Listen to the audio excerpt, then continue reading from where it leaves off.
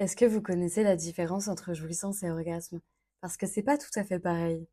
On a tendance à le penser parce que dans le langage courant, quand on demande à quelqu'un si il ou elle a joui, ça signifie clairement est-ce que tu as eu un orgasme?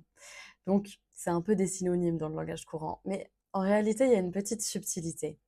L'orgasme, c'est l'apothéose, le paroxysme de l'excitation, le point culminant du plaisir, cet état d'extase, la cerise sur le gâteau. Bref, vous avez compris et vous visualisez. Mais alors la jouissance, c'est quoi?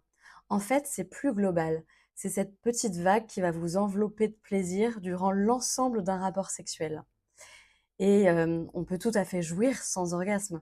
Il n'est pas inutile de rappeler que l'orgasme n'est pas une fin en soi et d'ailleurs qu'il ne met pas non plus fin à forcément à un rapport sexuel. Mais parfois, je suis sûre aussi qu'il vous est déjà arrivé d'avoir un orgasme et que ce soit un peu nul, qu'il y ait pas de plaisir associé à cet orgasme. Et ça peut arriver.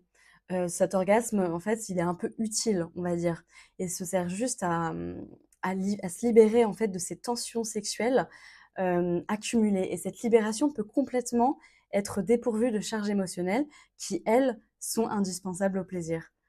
Comme quoi, orgasme et jouissance peuvent donc se succéder, se combiner ou exister complètement indépendamment.